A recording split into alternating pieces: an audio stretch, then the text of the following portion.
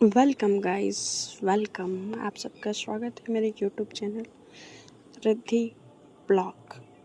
और आप सबका स्वागत है जितने लोग भी मुझे सुन रहे हैं। तो चलिए आप सबको सुनाते हैं वीडियो की रानी। प्रीवियस पार्ट बिना देते हुए आगे बढ़ते हैं स्टोरी की तरफ। प्रीवियस पार्ट आप पीछे जाके सुन लीजिएगा कि प्रीवियस पार्ट था क्या।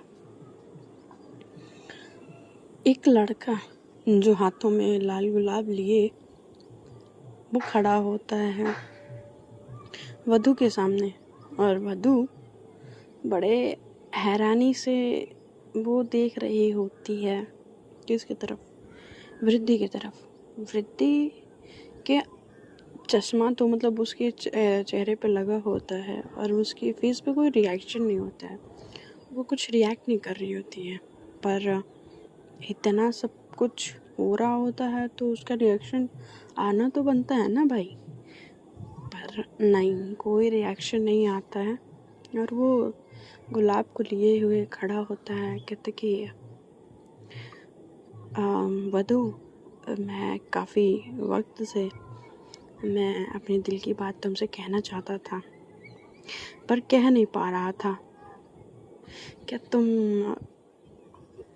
तुम मेरी, वो जब तक कहने वाला ही होता है एक पंच उसके फेस पे जो पड़ता है, और वो फेस पे जो पंच होता है वृद्धि का होता है। उसने बहुत कस के पंच मारा होता है और बड़ी हैरानी से वधू उसको देख रही होती है।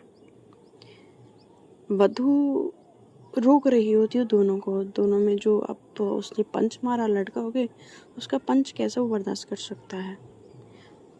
वो फिर से उठता है और उसको भी मारने की कोशिश करते हैं। तब तक वधू बीच में आके खड़ी हो जाती है।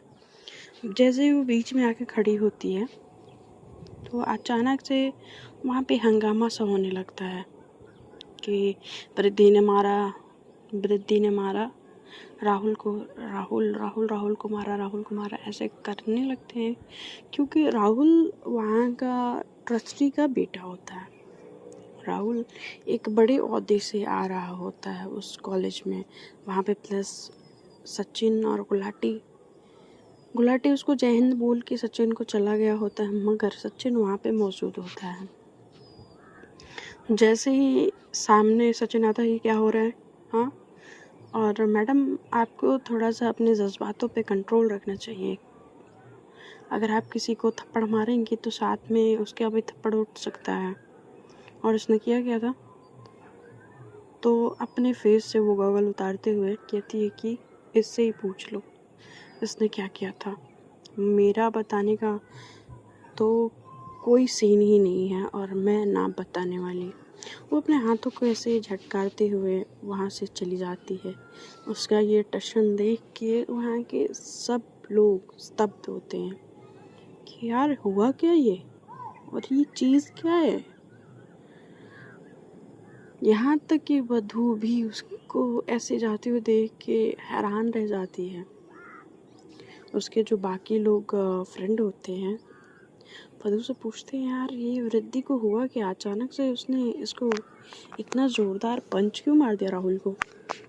अब तू लड़की है और तेरे लाइफ में पर्सनली कौन आता है कौन जाता है, किसी को इतना भी ज़्यादा कंट्रोल नहीं करना चाहिए तुझे।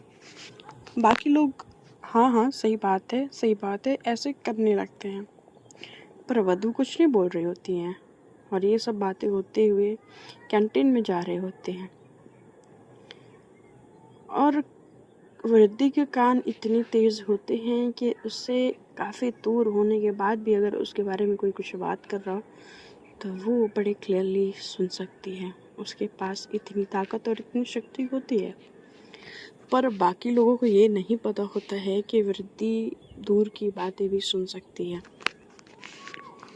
अब कहानी में मोड़ ये आता है कि वधू अचानक से इस वृद्धि के इस व्यवहार से, या यूँ कह लें कि इस बिहेवियर से थोड़ा सा परेशान हो चुकी होती है। फिर उसके बाद से थोड़ा वो सोच रही होती है। वैसे उसको अच्छा भी लग रहा होता है, बुरा भी लग रहा होता है, उसको कैसी फीलिंग आ रही होती है उसको खुद नहीं पता होता है। फिर थोड़ी देर के बाद अपने आप को वो समझाने के बाद कहती कि कोई ना वधू, वैसे तेरे पास जब तक वृद्धि है ना, और वृद्धि है, उसके बाद तो तेरे साथ कोई कुछ नहीं कर सकता। इतनी बात की तो गांठ बांध ले तू। वो बड़ी खुशी हो जा रही होती है। बाकी उसके जो फ्रेंड होते हैं वो कहते हैं तू इतनी खुशी हो रही है। और सचिन बड़े शक की निगाह से जब वृद्धि जा रही होती है वो देखा होता है उसको। वहाँ से चले तो जाता है। आशीष का मर्डर पहले ही उसके दिमाग में खटक रहा होता है। ऊपर से स्वामी जी ने अलग ही उसको ज्ञान दे दिया होता है।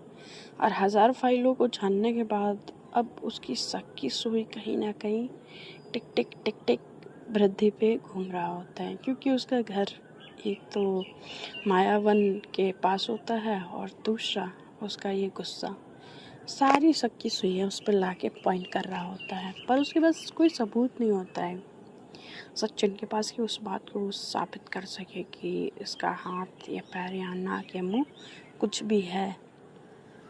खैर, अब वृत्ति अलग जाके एक जो गार्डन एरिया होता है वहाँ पे एक चेयर रखा होता है, वहाँ पे जाके वो बैठ चुकी होती है और वो सोच रही होती है कि रात में जो कान में मुझे फुसफुसाहट सुनाई दे रही थी वो था कौन, और जो जंगल में मैंने देखा, और साथ में मेरे कबीलों वालों का इस तरह से बगावत करना, और मेरे भाइयों का ये रहस्य इतना क्यों उलझता जा रहा है। मैं जितनी चीज़ों को सुलझाने की कोशिश कर रही हूँ ये उतनी उलझती क्यों जा रही है। इतना उलझना क्यों है, क्यों क्यों क्यों, क्या रीज़न है। पर वो रीज़न समझ नहीं पा रही होती है कि क्या कहे, किसको कहे, कितना कहे। बस वो अपने ही ख्यालों में खोई होती है। उसके ख्याल उसको थोड़ा सा परेशान कर रहे होते हैं। उसके घर वाले, उसकी फैमिली वाले कहीं ना कहीं उसको परेशान कर रहे होते हैं। मतलब इस तरीके से उसकी ज़िंदगी में चीज़ें घट रही होती हैं, उससे तो यही लग रहा होता है कि वृद्धि जानबूझ के नहीं कर रही है, कोई जानबूझ के उसके पीछे ये सारी चीज़ें लगा रहा हो। और उसने फुसफुसाहट और साया भी देखा होता है। उसके पीछे से उसके कंधे पे किसी का हाथ महसूस होता है। वृद्धि पीछे मुड़ के देखती है तो बधू खड़ी होती है। बधू आके अपने बातों में उसको उलझा के कहती कि क्या हुआ वृद्धि, यहाँ पे क्यों बैठी हो, क्लास नहीं जाना। तो कहती कि नहीं जाना है ना, पर तुम यहाँ पे क्या कर रही हो। तो कहती कि मैं क्लास जा रही थी बट तुम्हें यहाँ पे बैठे हुए देखा तो मैं चली आई। तो कहती कि ठीक है तुम क्लास जाओ, मैं भी जा रही। ऐसा बोल के वो चली जाती है। वधू वृद्धि को जाते हुए देख के बड़ा उसको अच्छा फील हो रहा होता है। जो उस दिन उसने उसके लिए स्टैंड लिया होता है वो, या उसके घर आके उसको छोड़ना या उसको पिक करना, वधू को बहुत अच्छा लग रहा होता है। वधू बचपन से अनाथ की ज़िंदगी जी होती है, मगर अचानक से उसकी लाइफ में कोई केयर करने वाला आ चुका होता है। कहते हैं ना कि एक नया हवा का झोंका जो उसको छू रहा होता है और उसको खुशी दे रहा होता है। उस फीलिंग को महसूस कर रही होती है, पर उस फीलिंग को कोई नाम नहीं देना चाहती उसको, और इस फीलिंग को महसूस करना चाह रही होती है। वधू अपने क्लासरूम में जा चुकी होती है। वधू भी अपने क्लासरूम में जा चुकी होती है। लेक्चर चल रहा होता है और लेक्चर चल रहा होता है, मगर दोनों एक ही क्लासरूम में होते हैं। बट वृद्धि उसको वधू को नहीं देख रही होती है, वधू वृद्धि को घूरी जा रही होती है। तो जो क्लास टीचर होते हैं उसको वो चौक उठा के फेंकते हैं और वधू अभी तुम मुझे बताओ लास्ट लाइन क्या थी। तुम लड़कियां पढ़ने आते हो या लड़कों को ताड़ने आते हो? हाँ, मतलब तुम्हारे पास और कोई काम नहीं है? ध्यान दो पढ़ाई पे, नहीं तो इस सेमेस्टर में फेल हो जाओगी तुम। सब लोग हंसने लगते हो, हंस रहे होते हैं, और राहुल कहते हैं कि सर थोड़ा तो रहम आप कर ही दीजिए। अब लड़कियां ना ताड़े तो ठीक है, लड़कियां ताड़ रही हैं तो आपको उसमें भी परेशानी हो रही है। सब लड़के हंसने लगे होते हैं और वृद्धि अपनी मुट्ठी भींच रही होती है और वधु उसके मुट्ठी पे देख रही होती है कि वो गुस्से से अपने मुट्ठी को जो पेन ली होती है उसको तोड़ चुकी होती है। उसको ये समझ में आ चुका होता है कि कोई भी उसके बारे में अगर कुछ बोलता है तो वृद्धि को बहुत ज़्यादा गुस्सा आता है, और उस गुस्से में उसके पास उसके हाथ में अगर कोई भी चीज़ हो वो उसको तोड़ देती है। और उसका क्या हाल करती है वो थोड़ी देर पहले राहुल का वो देख चुके होते सब। तब तक उसकी फ्रेंड होती है रितु, कहती कि क्या हो गया, किसको देख रही थी? तेरे साइड से तो सिर्फ वृद्धि का फेस दिख रहा है, तो तू किसको घूर रही थी? हाँ, और तू किसी को देख रही है और मुझे पता नहीं है, वो कैसे? तो वो कहती कि नहीं नहीं यार ऐसा कुछ नहीं है। तो कहती कि अरे रहन दे, बता भी दे। तो कहती कि नहीं कुछ नहीं, बस ऐसे वो एक नज़र उठाती है और वृद्धि को देखती है और फिर अपना जो क्लास होता है उस पर वो ध्यान देने लगती है। क्लास पे ध्यान देने के बाद उनका क्लास ख़त्म होता है, फिर दूसरा क्लास लगता है, फिर तीसरा लगता है। क्लास ख़त्म होने के बाद लंच होता है। लंच होने से पहले ही मतलब अचानक से वृद्धि गायब हो चुकी होती है। वधु उसको ढूंढ रही होती है। वो लहर जो उसका कॉरिडोर होता है या लाइब्रेरी होती है या हॉल होता है या गार्डन एरिया होता है, हर जगह वो देख चुकी होती है। उसको वो कहीं नहीं दिखी होती है।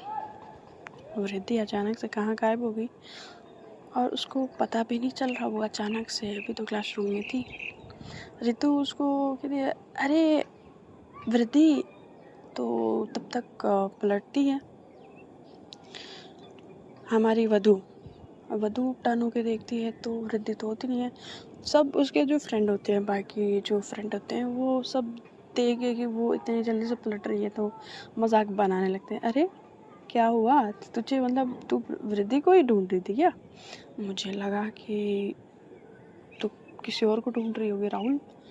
तो कहते कि नहीं यार ठीक है, अब वो तुम लोग मजाक करना बंद करो, चलो। वो लोग कैंटीन चले जाते हैं। वहाँ पे रितु और नेहा, वधु, प्रियांश ये सब जाके बैठ जाते हैं एक टेबल पे। तो बैठते हैं तो वहाँ पे ये लोग अलग से ही शोर मचा रहे होते हैं। तो अलग से ही शोर मचा रहे होते हैं। रितु कहती है कि मैं कोल्ड ड्रिंक और समोसे लेके आती हूँ। वधु कहती है कि हाँ ठीक है जा। वहाँ पे जाने के बाद रितु समोसे और कोल्ड ड्रिंक लेती है तो वो देखती है कि वधु एक कोने पे एक टेबल पे बैठी होती है। सॉरी, वृद्धि कोने के टेबल पे बैठी होती है। वो आती है जल्दी से टेबल पे कोल्ड ड्रिंक और समोसे रखती है और वधु को कहती है वधु वृद्धि उस टेबल पे है। वृद्धि उस टेबल पे है और वो जब देखती है कि वो किसी से बात कर रही होती है। वृद्धि और पूरे कॉलेज में किसी से बात कर रही है। ये एक नया न्यूज़ होता है सबके लिए।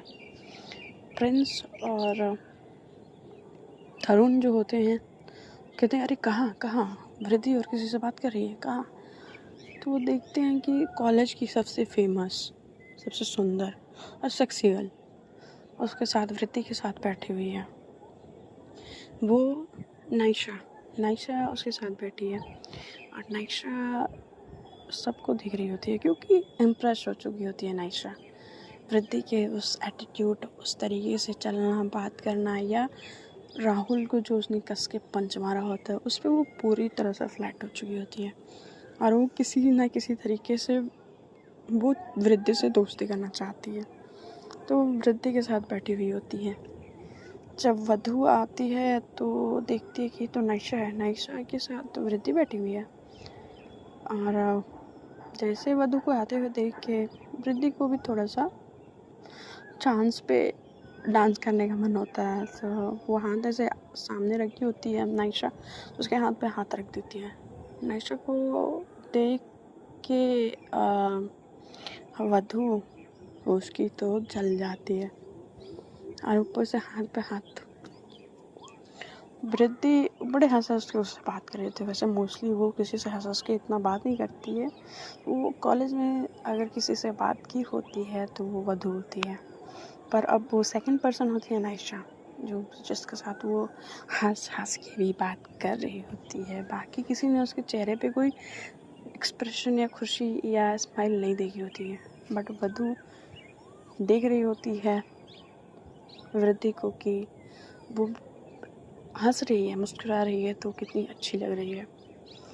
वो थोड़ी देर के लिए खो सी जाती है वहाँ पे उस कंडीशन में। पर कहते कि अरे मैं यहाँ पे इसकी स्माइल देखने थोड़ी ना आई हूँ। वृद्धि का हाथ पकड़ती है और हाथ पकड़ के खींचते हुए लेके चली जाती है कैंटीन से बाहर। और वो कैंटीन से जब बाहर लेके जाती है तो एकदम डायरेक्टली लाइब्रेरी उसको लेके जाती है। वहाँ एक कोने पर उसको ऐसे हाथ को घुमाते हुए छोड़ती है। कहती कि ये क्या कर रही हो तुम? हाँ, और नायशा के साथ तुम इतनी हंस हंस के उसके हाथ को हाथ पकड़ के क्यों बैठी हुई थी? तो कहती कि अरे क्या हो गया, नायशा मुझसे दोस्ती करना चाहती है और काफ़ी इम्प्रेस है मुझसे, इसलिए मैंने उसे हंस के बात कर ली। तो कहती कि तुम मेरी बात सुनो वृद्धि, तुम मेरी दोस्त हो और मेरे अलावा तुम किसी से दोस्ती नहीं कर सकती, और ख़ासकर हाथ तो बिल्कुल नहीं पकड़ सकती। और जो तुम ऐसा मुस्कुरा मुस्कुरा के बात कर रही थी ना, वैसे तो बिल्कुल भी नहीं, समझी? तो कहती क्यों? वो अपने दोनों कमर पे हाथ रख के कहती क्यों क्यों नहीं बात कर सकती, और बात करने में बुराई क्या है? तो कहते कि तुम्हें कोई बुराई नहीं दिख रही है, बट मैं कह रही हूँ तुम नहीं बात करोगी। तो थोड़ा सा और उसके क्लोज वधू के आगे कहती क्यों नहीं बात करूँगी? हाँ, तो जैसे ही थोड़ा सा क्लोज वधू के वो आती है ना, तो वो कहती है कि देखो वृद्धि, इतना क्लोज नहीं आओ, ठीक है? मैं तुम्हारे क्लोज आई तो अच्छा नहीं होगा।